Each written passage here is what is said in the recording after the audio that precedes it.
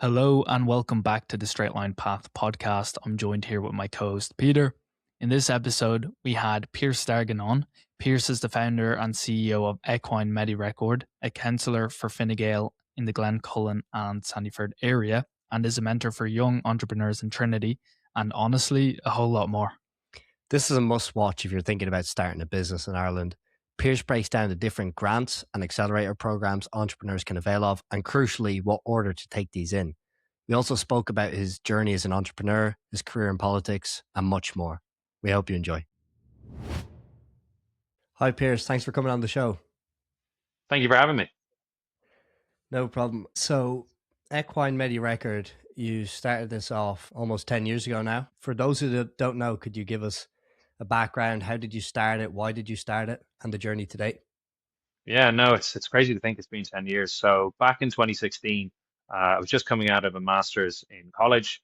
As part of an entrepreneurship module, they were saying, try and think of a business idea to start. I actually had another business idea, which I then pivoted into what Equine MediRecord was, because my own family have a farm in Kildare with horses. And back then, there were a lot of new regulations around equine welfare. So ensuring safety of horses before they compete. And then also that they don't have anything in their system that, number one, could mask an injury, or number two, could give them a competitive advantage. So this was all a big paper-based system. So it was a big medicines registered book. And really, it wasn't fit for purpose because the book could become lost or damaged. People could be elsewhere when medications are being administered, and when they return, they could forget to fill out the book. And for the actual regulators, they had to physically go around and check all this information because it was all paper-based. So it was a really inefficient system. And I basically thought, oh, I can help with these regulations. I've come out of college, I can help kind of my family's farm do this. I figured out very quickly I'm not a vet because it was very technical as well. So I basically went to the regulator and said, look, this is causing a lot of issues for a lot of people. If we built a digital system which would tell you exactly what you need to put in to comply with regulations, and you can have it at your fingertips if you're down at the racetrack, if you're in a different country, even because a lot of trainers travel with their horses, they'll know exactly what's happening on their farm 24/7, the health of their horses. Would you approve it? Now, it took 2 years to negotiate because I didn't realize at the time nowhere in the world had digitized these records yet. So Well, it just by kind of it was an interesting thing that I thought Japan or one of kind of Australia, United States, one of them would have done this, but because it was such a niche kind of equine falls in a weird. It's not really agriculture, not really sport. It's kind of this its own little thing. So because of that, no one had done it. So it took 2 years with various stakeholders. We had to talk with Department of Agriculture, Irish Horse Trainers Association, Irish Thoroughbred Breeders Association, Veterinary Ireland, Veterinary Council of Ireland. So there were so many stakeholders to make sure they were happy with the way the system was set up. And so that took 2 years. So we started in 2016, launched in 2018, got us some initial traction, and then really went from there. But yeah, no, it was an interesting start. Let's call it that. Yeah, and what I notice a lot is you started it at quite a young age. Like, how was that? It must have been quite daunting, maybe overwhelming. How did you find it starting it straight out of college? Yeah, no. I found it obviously quite difficult. I'd never started anything before. So I was very lucky in the sense that we had a number of programs that we went on, the likes of the New Frontiers program with Enterprise Ireland, which we did through IAGT and TU Dublin. I was in Trinity College at the time, so they had Launchbox. They still have Launchbox, so we did that, and we actually won Launchbox in 2017, and then NDRC. So there were my kind of outlook was I've never done this before. I've never started a business. I'm going to need all the help I can get. So any of those programs, I was applying for them and going, I need help. I need to figure out exactly how to do this because it's just all the other things you don't think about. So we had our idea, but then it's, lawyers that for kind of litigation issues you might run into, accountants, startup accountants, because there's specific things for startups and registering businesses and all the kind of things that go with starting a business, not just the idea and selling. All the auxiliary stuff was where I really I think it was a big help to go on those programs. I'll be honest as well, being young in the industry I was going into, most of the people I was trying to sell were probably in their 60s. That's the average age, just by chance, of trainers. So there was a little bit where I was kind of going, are they thinking, who's this young guy think he is Mm. coming in here, trying to change something, telling me how to run my racing operation? I've been doing this for decades. I have, some of them have had horses that have won millions in prize money. And who am I to come in here and tell you, you know what, I've got a better way of doing this? So there was a bit in the back of my mind of going, is this going to work? We had a really good talk in the NDRC program that we did, where a guy came in who talked about, he started a business looking at doing analytics for gaming companies. And he went to all the gaming companies and was like, oh, if I build this analytics platform, would you use it? And they all said, yes, of course we would. We'd love to know more about our users and understand exactly their needs. And so he raised a couple million, built this platform. And then he came back and said, okay, I've built the platform. Will you pay for this now? And they went, oh, you actually went and did that and you want us to pay? Oh no, we're not going to pay for that. So there was always, because I had 2 years of lead time going from getting the actual kind of approvals, regulatory approvals, to building the platform. And in the back of my mind, I always had that story going, they all say they're going to pay for this and that they're willing to pay for Yeah. it. Will they actually pay for it? It is a very different question going to someone going, will you pay for this in the future? And then turning up with something and going, I have something that you said you wanted. Will you pay me now?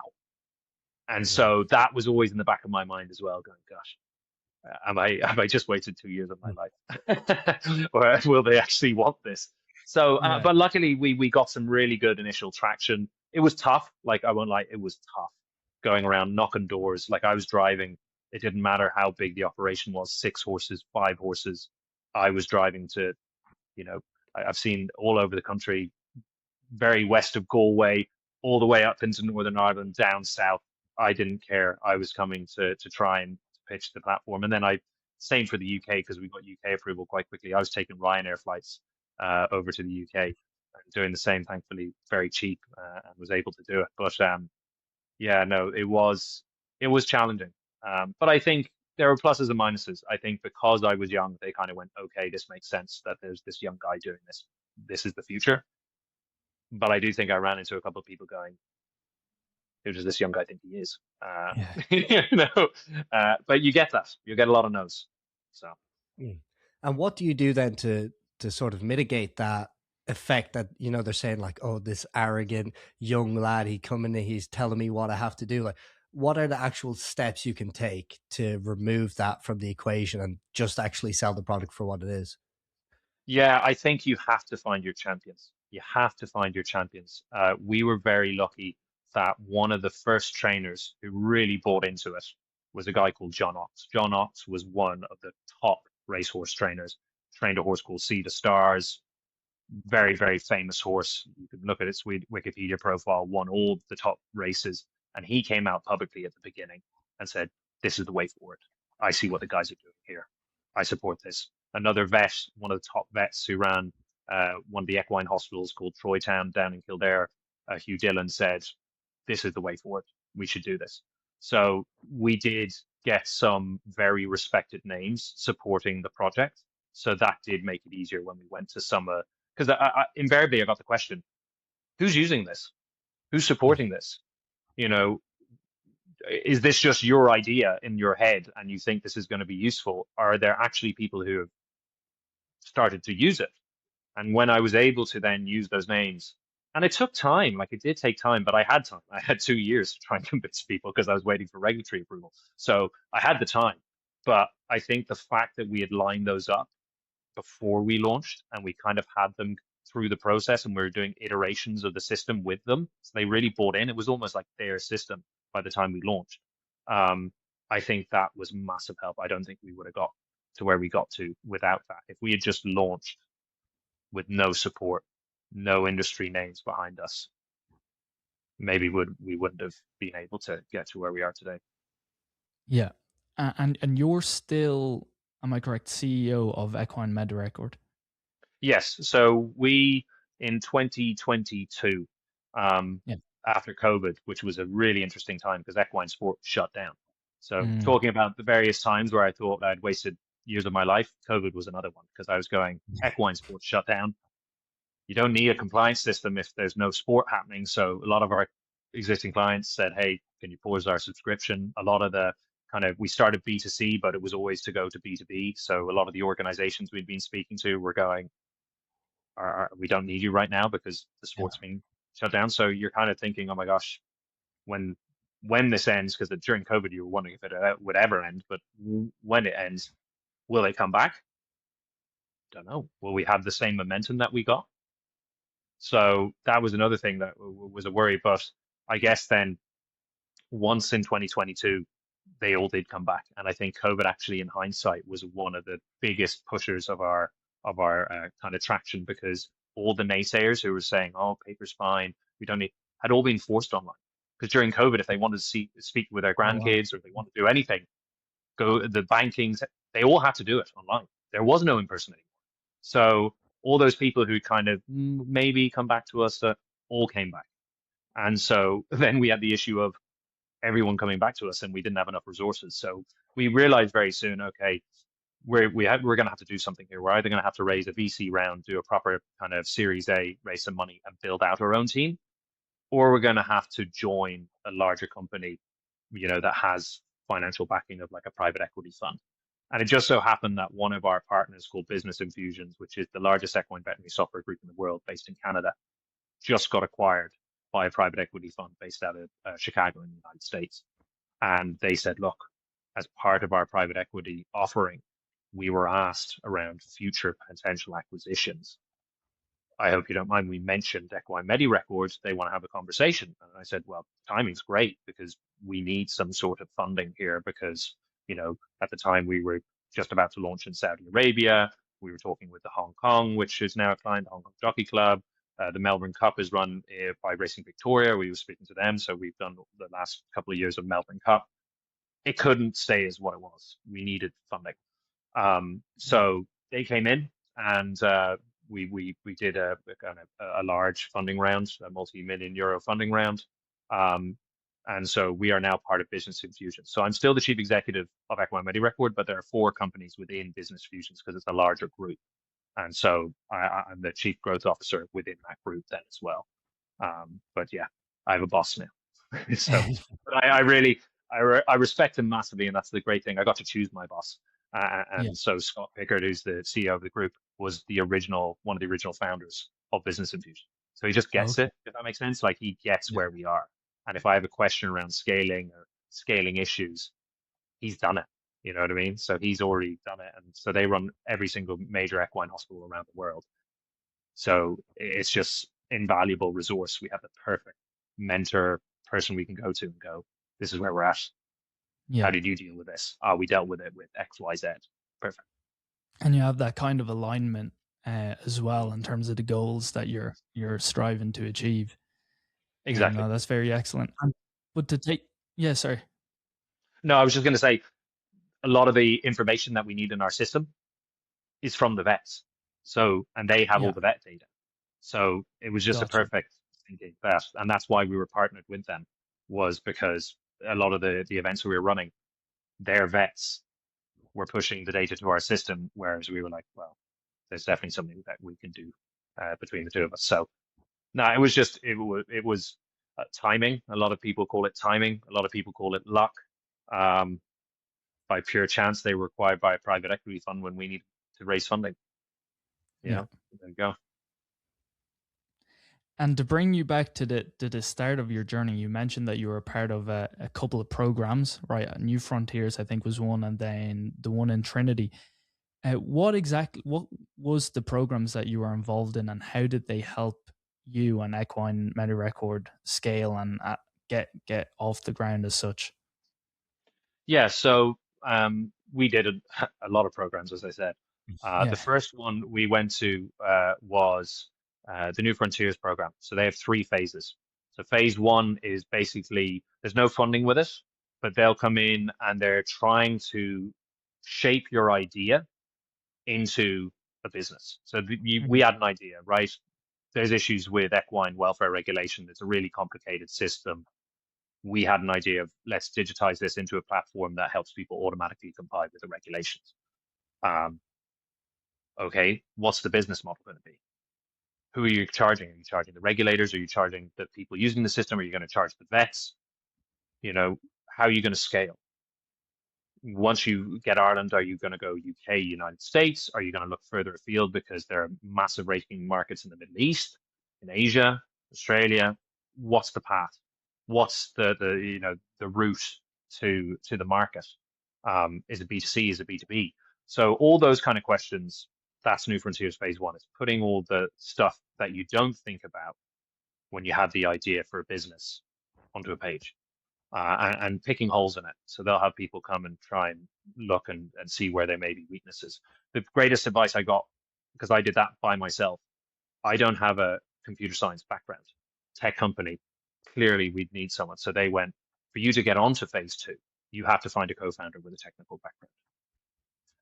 And just so happened that, story of my life, I was on the Lewis going into college because I was still finishing my master's, and I bumped into a school friend, Simon Hillary, and haven't seen a school friend in a while, just kind of casual conversation, how are you getting on, everything else. Oh, how are you getting on? Oh, well, I've just started this program and have a business idea.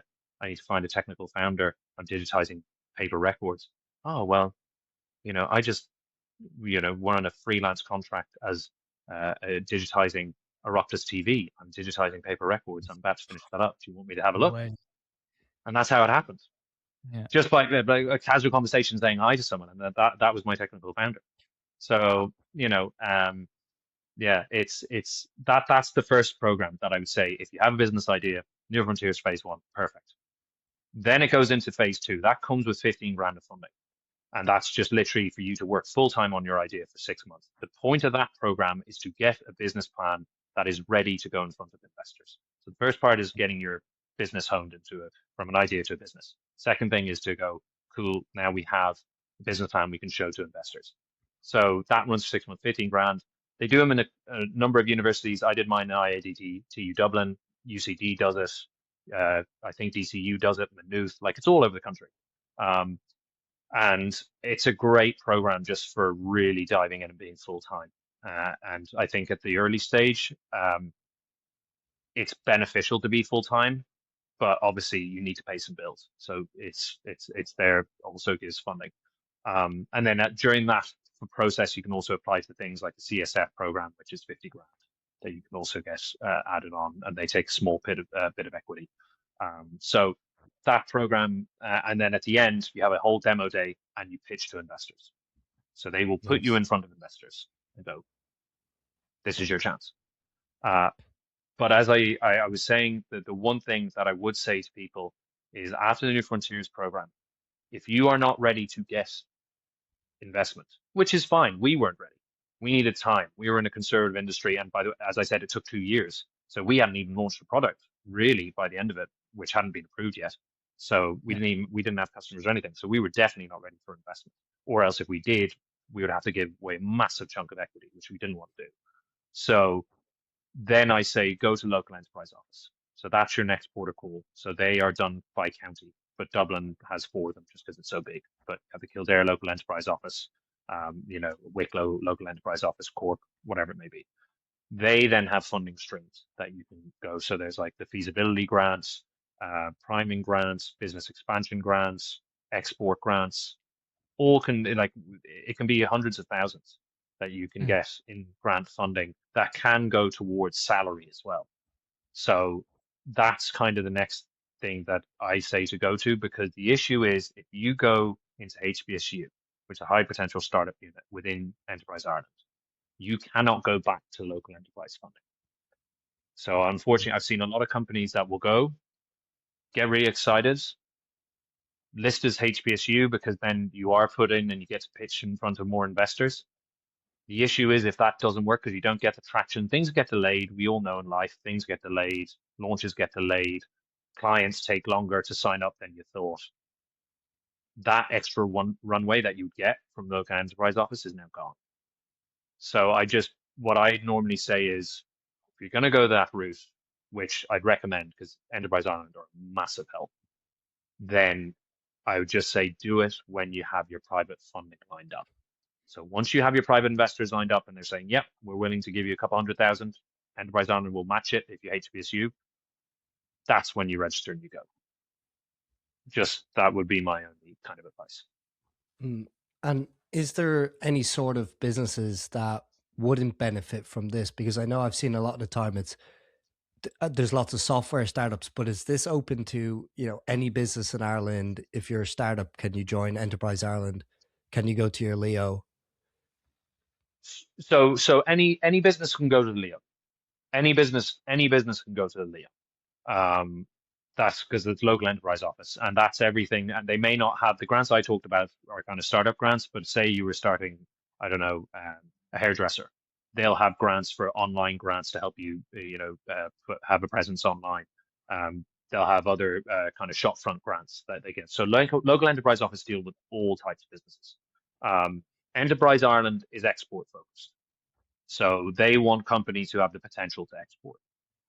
So that's kind of there. So really, those kind of more local micro businesses that would only operate in an Irish market, they're not going to be going to EI.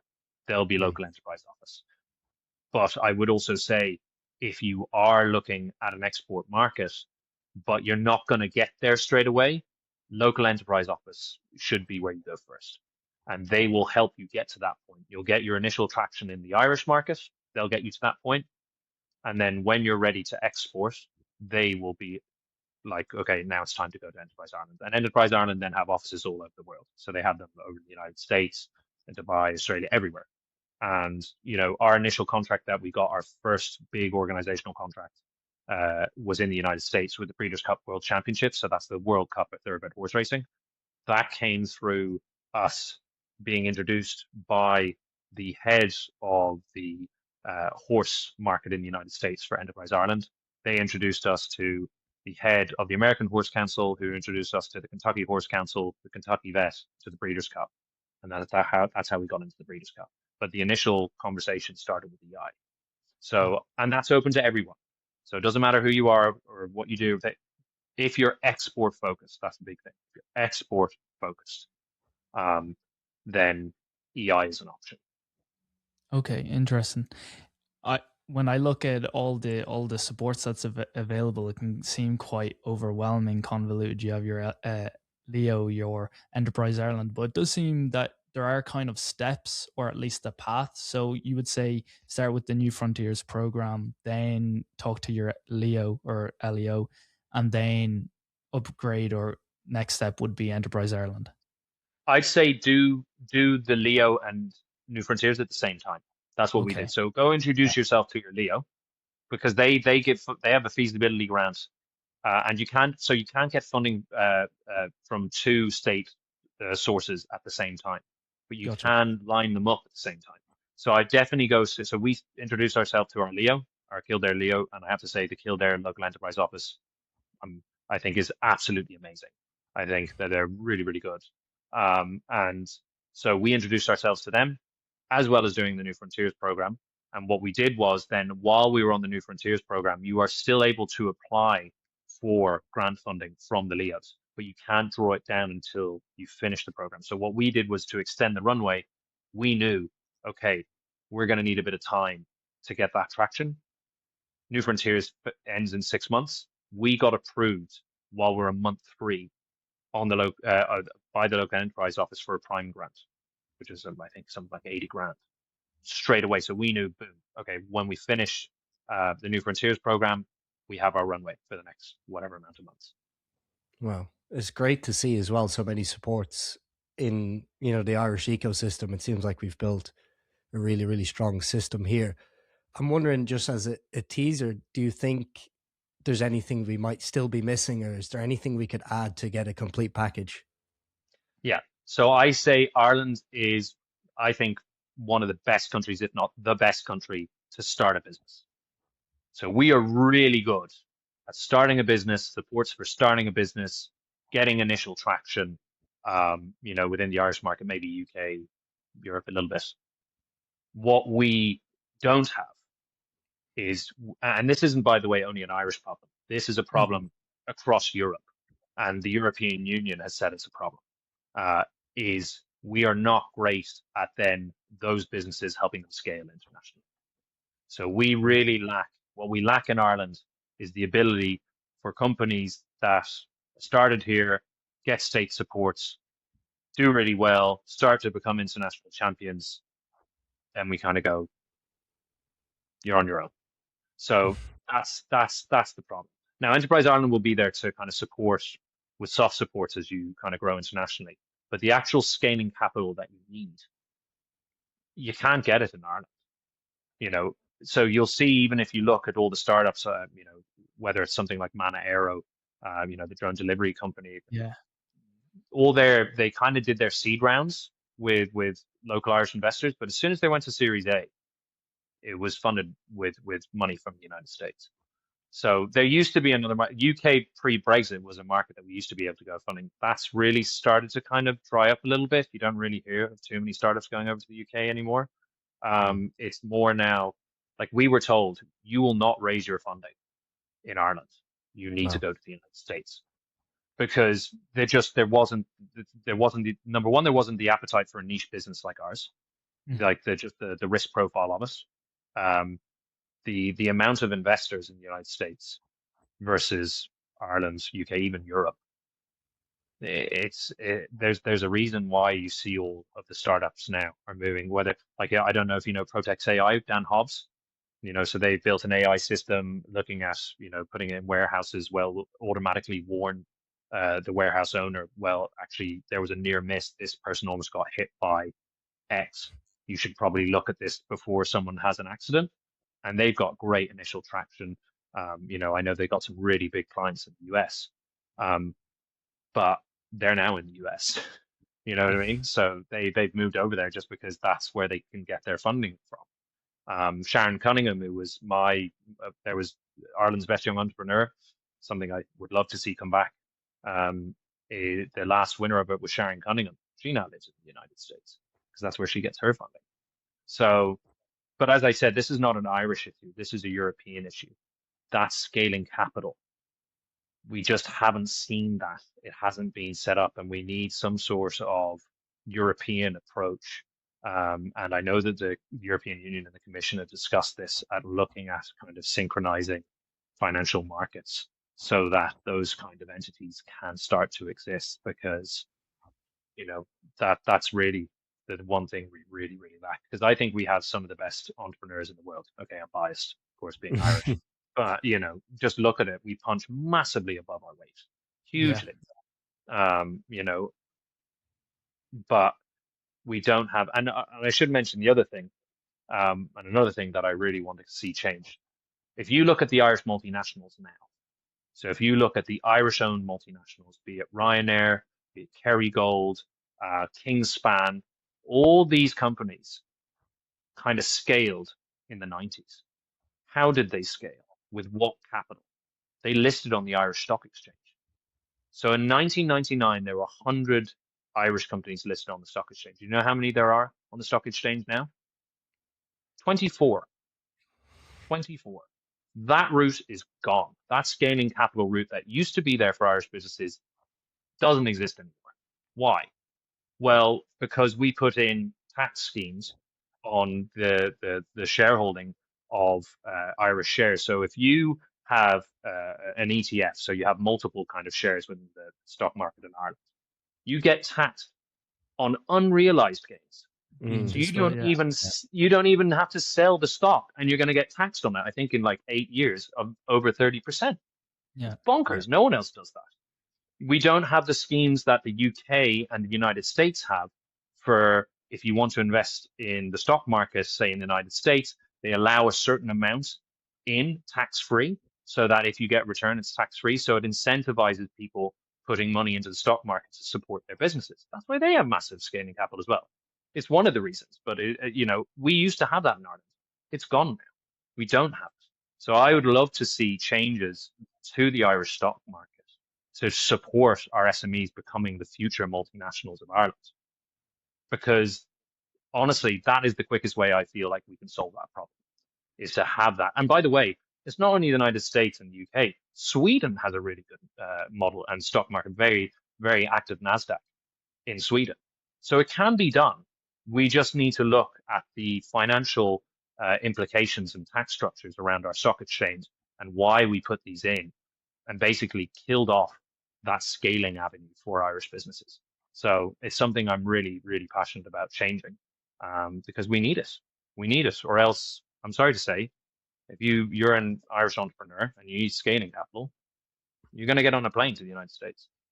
Yeah. So the issue is we need scaling capital. That's what we don't have in Ireland and Europe. What do you think, in your opinion, are like the first steps that maybe Ireland can do, the EU can do to facilitate a change towards this? Would it be, so for a European perspective, it's synchronization of financial markets. So that's Europe, like Irish government. That's above the Irish government. That has to be something done at a European level. That it's easier for investor to set up in Italy and then be able to be registered in Ireland to do investments. Yeah, basically. Because right now, if you're registered in the United States, in Delaware, you can do business all across the United States. Whereas with some of the regulations that currently around financial markets, you still have to be licensed in Italy and Ireland and Germany and France, and so it puts up those barriers. So that's why it's difficult. That's a European issue. We can't really solve that from an Irish context. That's why I'm saying what we can solve from an Irish context is our stock exchange. That is something we have the power of doing. That is something that the government can look at the financial tax implications to the stock exchange. And I would say go look at the stock exchanges that work. And I'm not even saying the United States, the UK. Go look at Sweden. See what the Swedes have done. Because they have perfect stock exchange. I saw there was an Irish company called Collect that does waste management. They listed, not in Ireland, they listed on the NASDAQ in Sweden. Like, that's bonkers to me. But that's where they found, okay, we can actually get capital from there. So I just think it's something where we need to look at it. And if we don't look at it, future Irish business is going to get not going to be able to get this game. It will be up to the United States. Yeah, and I think it's something they are aware of. Like, we've seen they brought that deemed disposal down from 41 to 38%. But if you see companies listing in Sweden, you see companies listing in Sweden, it's clearly like that there should be red flags flying everywhere for the Irish market. Deemed disposal going from 41 to 38. Other countries have 0. Do you know what I mean? Yeah. So when you go, oh, great. And this is the other thing I would say on the deemed disposal. It puts off people. It puts off because why would you? Because you're not going to do it, even in the case, and a lot of the time you wouldn't make a profit, but even in the case you do make a profit from it, and you're like, great, I want to hold on to this stock. You're going to have to sell it to pay the tax, and you've lost the incentive. And it actually shows you'll actually make more money because we've lost we went from 100 to 24. You'll make more money having no tax on that, bring in a tax on keep the tax on capital gains, keep that, or even make a higher tax so when they do sell the stock, there's a higher tax or whatever, but you'll actually get a bigger tax take because right now no one's doing it, as shown by the stock exchanges essentially being defunct. So you're getting nothing. So I don't understand why we don't look at that and go, well, we're actually getting less tax because we're basically killing our own stock exchange. So let's get rid of that tax and look at capital gains. They'll actually get a larger tax take. So I honestly don't understand why. And it's something where there is a new Minister of Finance. Hopefully, people from the various sectors of the business industry can say it to him and go, look, do you want to increase tax take? Do you want more money to put into social services and various other kind of community benefits? You'll actually get a bigger tax take if you get rid of this tax, which you're basically getting nothing from right now anyway, because no one's putting money into the stock exchange, as shown by the fact that their listings have completely gone. And if you then made these changes, like the stock exchanges that do work, you actually get a bigger tax take because there'll be people selling shares and there'll be capital gains on it, and you actually make money. So hopefully our new Minister of Finance can look at that. Hopefully. And I believe politics is an interest of yours as well. So you're a councillor in Dunleary? No, I am. Right? Yeah, Glencullen, Sandyford. So up from Johnny Fox's all the way down to the Sandyford Business District. Okay. So where Microsoft, Mastercard, Jacobs. I sit on the board of the Sandyford Business District as well. So yeah, I started. I've only been in politics, what, kind of coming on a year and a half, 2 years. The opportunity arose that the sitting councillor moved, so Emma Blaine moved to a different ward, Pembroke. So, and I was asked if I would consider it, and as I Uh-huh. said, I see things that can really make a massive difference. Not only a business side, but in other kind of planning and various things. I'm married to an amazing woman, and I have two young kids, two under two. My second daughter's 4 weeks old, and I want to try and do what I can to make sure that they grow up and have a great childhood, just like myself and my wife. So, I thought it was kind of I had to look to go into it, and yeah, it's rewarding and challenging. I'll say Yeah. that you go from being in startup, which is the fastest moving dynamic you could probably be in, Yeah. of the private sector, to the slowest moving things you could be in, and trying to get a simple answer for a question takes weeks, if not longer. But I do enjoy it, and it does, and you can get stuff done. There's just ways. It's like it's trying to figure out the avenues. Just like I said, there's a way to it, and there's a mechanism of doing it, figuring it out. And I have great colleagues within the Fine Gael group that I sit in, who are very knowledgeable and stuff. So, but yeah, it's a busy time. Yeah, and that was going to be, that leads into my next question. So I see you're chief exec, you're involved in so many different committees. I see you always active on LinkedIn. How do you find all the time to manage all these different ventures and, do successfully in all of them? Um, Time management is massive. I'm fortunate in the sense that that's kind of done for me. So all of council meetings are after 5 p.m. Okay. So from kind of I say 9. I don't get called at 9. I get called at like 7, because horse training starts at 5:30, and then everyone's office is in the office at 7. So kind of from 7 till 5, I'm focused like on EMR. EMR is what I'm doing. And that's my job, and that's kind of my company. As my wife likes to say, it was my first baby. So I'm very much focused on that. And then after 5, I look at council kind of work, and we have our meetings, we have our committee meetings. If constituents have raised issues, I'll kind of put in reps for them and various other things. So it kind of nicely segments itself. Um, there are kind of other things. So, as I said, I do sit on the Sandyford Business District Board, the Arab Irish Chamber of Commerce. I'm a director of that as well, and then a small VC vehicle that I run with some friends that we've made some investments here in Ireland. So, it's all time management. I would just say I don't really know what work-life balance is. There's work-work balance, but I'd say it's more work-family balance for me. So I'm kind of always, whether it's weekends as well, because a lot of my engagements are on the weekend. So I'm currently the Alaska Earlocker Deputy Mayor of Dundee Rathdown County Council. So, and a lot of those engagements are on the weekend. So I just say, when you like what you do, you don't really talk about. I don't really think of it as a work-life balance. I feel privileged that I'm able to do and work in. I love horses, so I love working in horse racing. So I feel very blessed that I kind of created a job for myself where I get to kind of go around the world and watch horse racing. I dabble in kind of syndicates as well that I've started. But and then obviously it's a great privilege to represent my ward at Glencullen and Sandyford and do that as well. So I just think it's something where people who love what they do, you find a way, you find time. Yeah. No, it sounds, honestly, it sounds excellent, and you've kind of built it into your whole, lifestyle in that sense. Just one point as well on the, I want to talk about just briefly social media, because you're very active on LinkedIn, you're very active on TikTok, Instagram.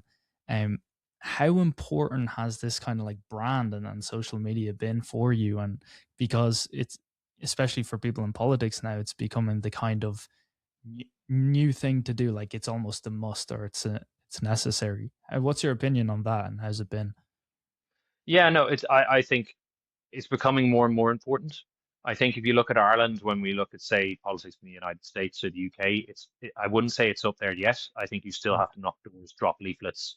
It's still very, I love that it's so local.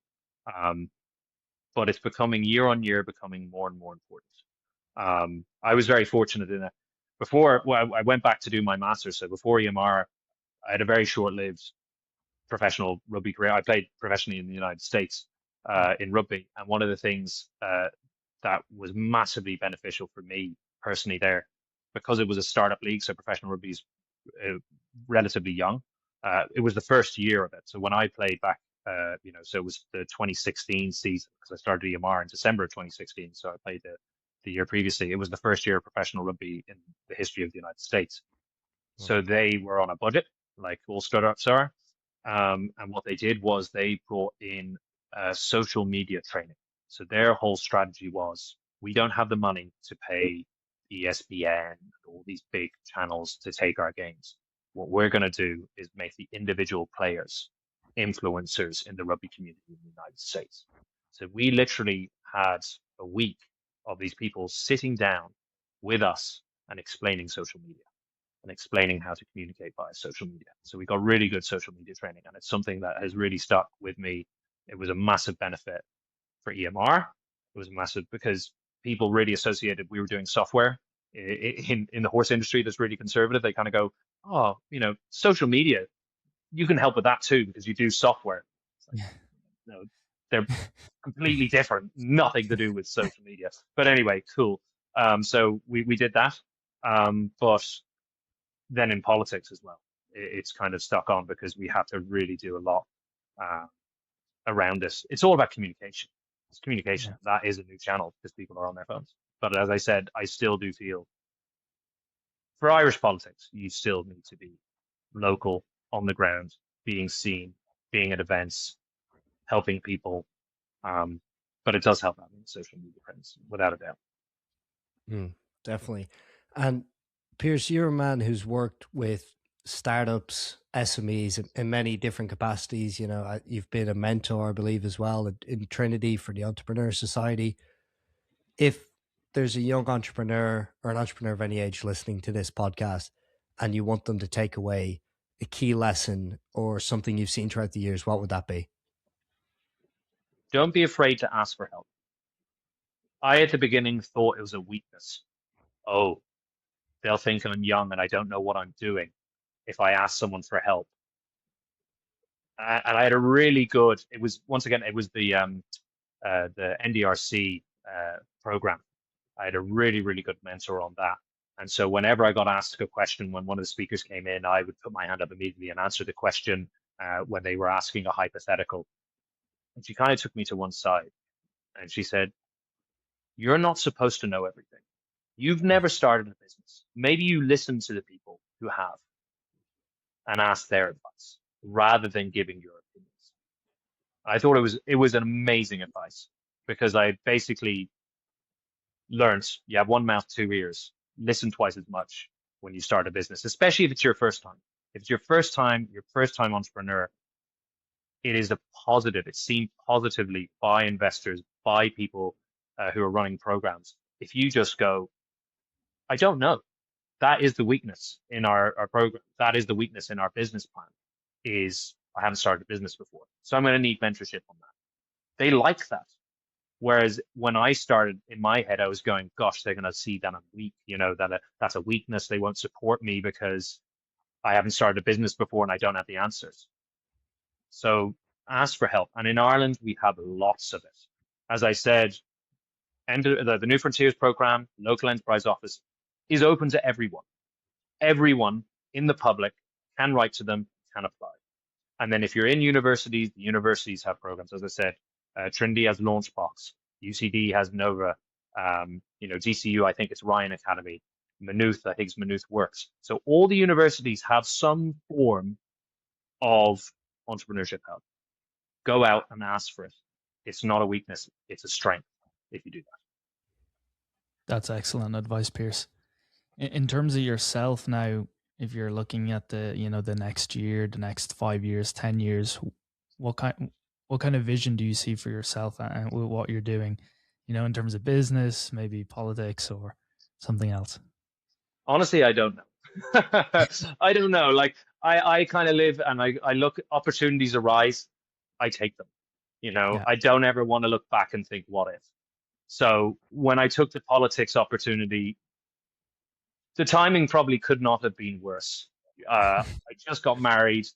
My first daughter was born, I think it was like 6 weeks before the election. So I've become a father for the first time. I'm not sleeping. I was having to apologize when I was knocking doors going, I'm really sorry if I'm not coherent right now. I've had 3 hours of sleep, massive bags under my eyes.